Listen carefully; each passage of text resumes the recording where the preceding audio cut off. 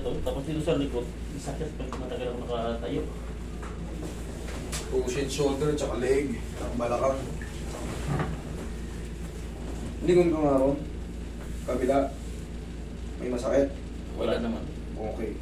Ito, Ayan. yung sakit, Okay. masakit. Masakit. Okay. Hindi pa naman siya frozen. Hindi tawag dyan frozen. Malapit-lapit na. Shoulder pain pa lang tawag dyan.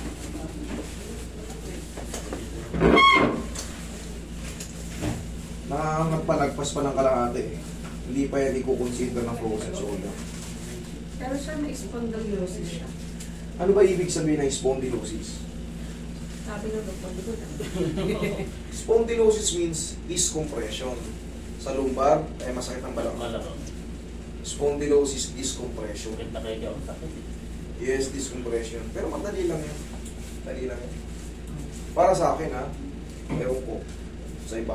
Basta sa akin, pagka makikita ko na kasi kayo eh, kumbaga, nabivisualize ko na yung ano, yung kaloob-looban yung Naramdaman. nararamdaman ko na kung severe kayo, hindi. Relax na.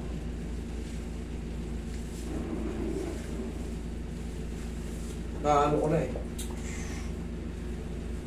Pero pagka pumasok kayo dito na parang bibengkong-bengkong, nako. Hindi ko masabing madali.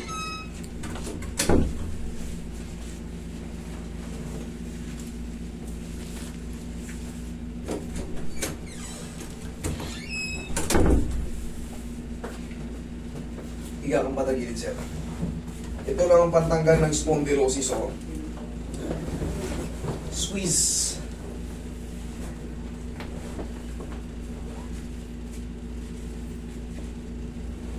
Okay, relax lang.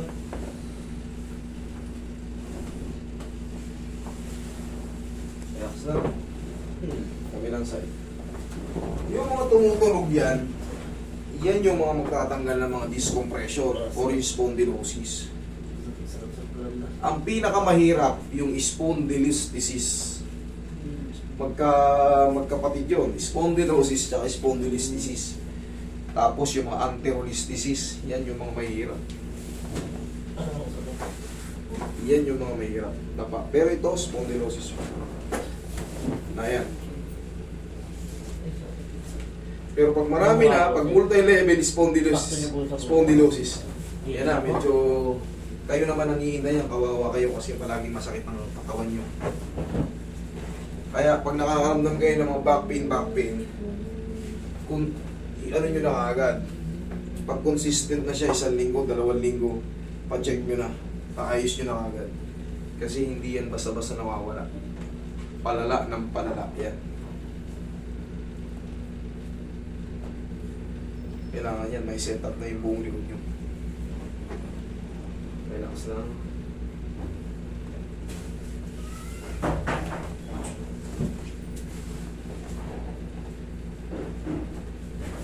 Okay, masasin mo si sir.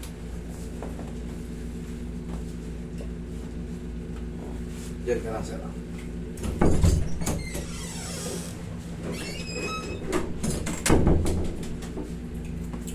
Gusto nga ito.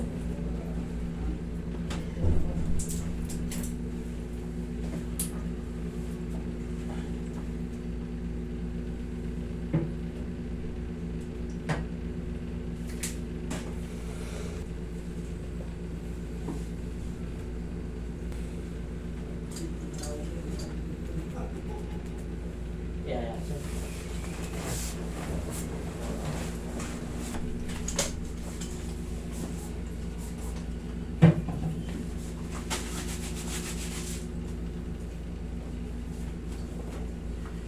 Pinituin niyo, sir.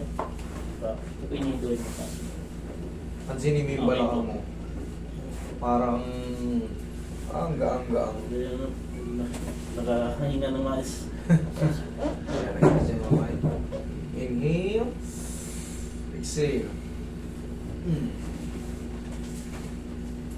Tagalog yung ano. Tsaka sir, pagkatatayo ha. Yung mga discompression na yun, pagka na Nakahinga. parang parang nawala yung mga kalso, parang yung mga may pakako sa ano. Ganun ang mararamdaman nyo.